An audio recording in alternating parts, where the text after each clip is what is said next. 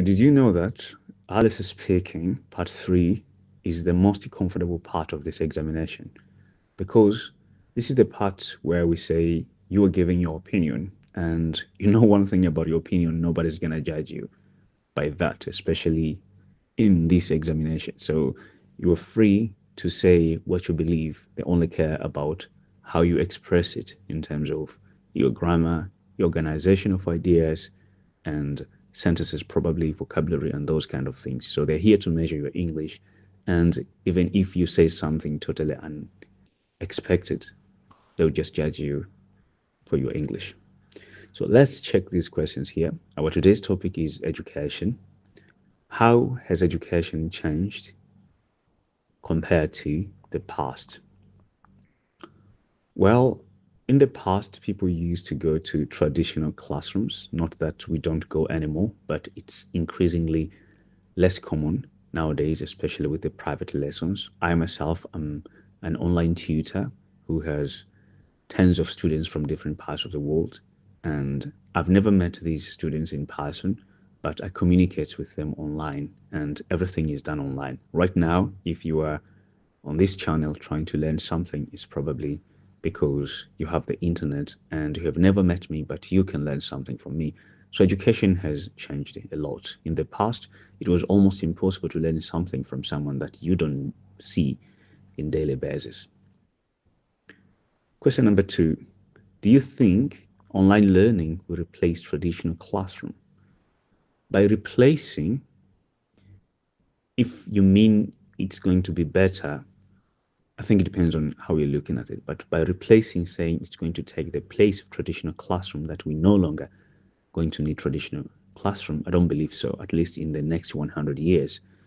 I believe the student to teacher relationship is beyond just learning. For example, in here, you're learning IELTS, you are an adult probably, or a teenage, and you're trying to pass your examinations. But when it comes to little children, especially the ones who are starting school for the first time, they definitely need that human touch, being able to learn about friendship and socialization, etc. I'm not saying that adults don't need that, but it's not as much as the way young kids need. So I think the traditional classroom will still be there. At least for some families, they might even hire people to their homes so that students could have real human experiences with their teachers. Otherwise, the world is going to a place where we are going to mostly learn a lot of things online. Question number three. What skills should schools focus on besides academic subjects? I think most schools have always been given credit and awards to their highly academic performing students, and this has been wrong for a very long time. And in only few schools, you would see other achievements being considered.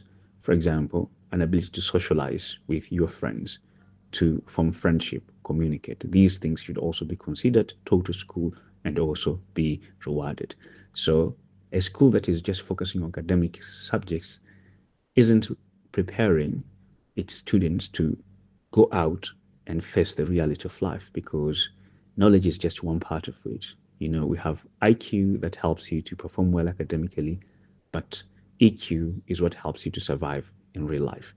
So there should be a balance, and students should learn and, of course, nourish these skills when they are in school. Why in schools? Because they spend most of their times and days and probably their lives before adulthood in schools. Question number four. Why do some students lack motivation? I believe some students lack motivation because they don't have goals, they don't know where they're going to or what they want in life. And probably this reflects the family they come from. If the family doesn't support their education or don't care much about education, they'll have less motivation. And sometimes it could be some family problems. That's why some schools have um, students counselors who could talk to students freely, help them to be comfortable and talk about what's going on in their minds. So this is a good step to help students to become more and more motivated. But usually I think schools have these kind of students because they probably have some problems at home, and they probably don't have good relationship within the school itself as well. So their social skills, their friends, the way they communicate with everyone could be somehow affected. They could be hurt somewhere along the route, and they might not be able to recover and focus to their lessons. Another thing is because the education system, the way it is, teachers should become more and more creative on the way they are teaching students. It could be using their best assets. If they are funny teachers, they could be including that part of them in their lessons. If they are a very knowledgeable teacher, the people who love learning different things, they could include interesting knowledge within the class. So just making sure that the learning experience is as effective as much as possible. The last question here, should universities be free for everyone? This is a yes or no question, depending on how you look at it. But I love when the education is free, but also I love it more when the education is taken seriously. And I even love it more and more when actually the education is of high quality. So we could start with the most important thing here, which is improving the quality of the education, making it more practical instead of spending a lot of money creating books that no one reads and curriculum no one cares about. They could switch a little bit and take this budget into more practical skills. Probably instead of establishing a lot of theoretical schools, people could spend a little bit more on more vacation schools where people learn the real skills, especially for young countries.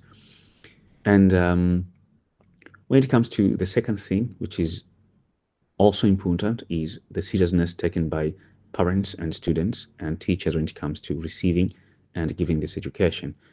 I believe this is a triangle, like this cooperation is also very important. So if the students are serious, teachers and parents should also be serious. And if the parents are serious, etc. So this triangle should always work together. And obviously, if you can do this too and make education free, then it's the best way to move forward. All right, guys, so that was my last answer to this part. There is only one or two things I'd love to insist on.